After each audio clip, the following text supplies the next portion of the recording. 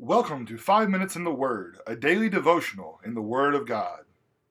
Logan, when I look at 1 Corinthians 15, there's a passage that comes up that initially I really have to think about. It's mostly used in one way, and it probably ought to be used in another, because it's really about how, in this case, false teachers corrupted the minds of the Corinthian brethren.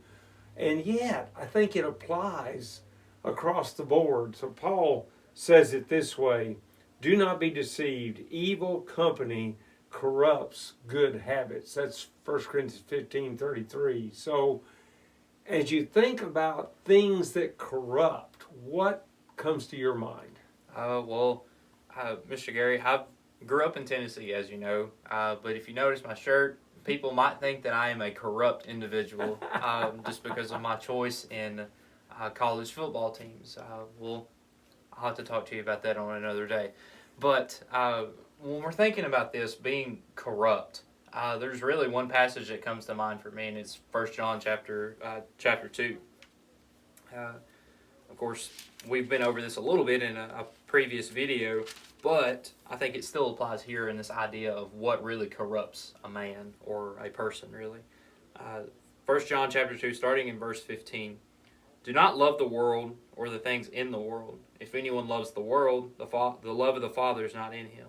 For all that is in the world, the desires of the flesh, the desires of the eyes, and the pride of life, is not from the Father, but is from the world.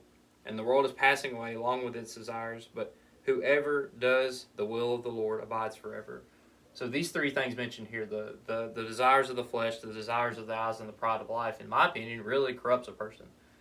Because what does that set before you? It kind of sets forth this idea of placing other things in front of God.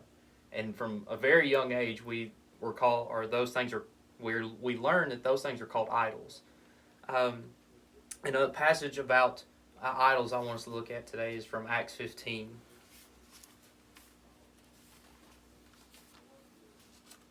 So here in Acts 15, we see here, it's the Jerusalem Council.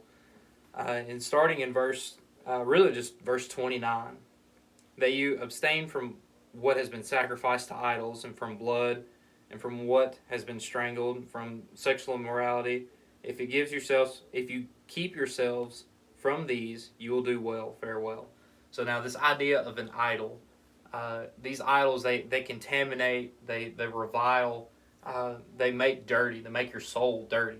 Because we see that our souls are pure white once we come up out of the waters of baptism, and that sin is like a crimson stain upon that white garment.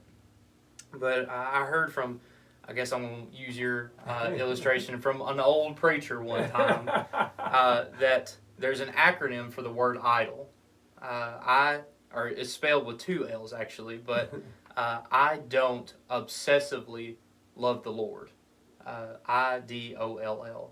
And when we think about it, that when we are in the right standing with God, we are obsessively in love with Him. But if we place an idol before Him, that's more or less us saying, I don't obsessively love the Lord. Think of it as a corrupted battery. If you leave a battery in some remote or a toy for too long, there's just this nasty, like, corrosion-looking thing on both ends of the battery. And what do you have to do to get that off? You have to scrape it and clean it off. Most of the time, the battery is done for. Yeah. It's just done. But I like to imagine scraping that sin off of our souls when we return ourselves to the Lord and make ourselves no longer corrupt. Yeah, it's interesting that the way you went about that, because idolatry was the very thing that God worried about with the children of Israel. Mm-hmm. And He told them, basically drive everybody else out of the land. I'm going to help you. Let's drive all these people out, because if you don't, what's going to happen is your sons are going to marry their daughters are going to marry your sons, and when they do, you're going to go after the gods of those people. Well, then you read the rest of the Old Testament, and that's exactly what happened. They got corrupted. Idolatry became powerful to them, and by the way, it involved every one of the things you mentioned from 1 John. Yeah.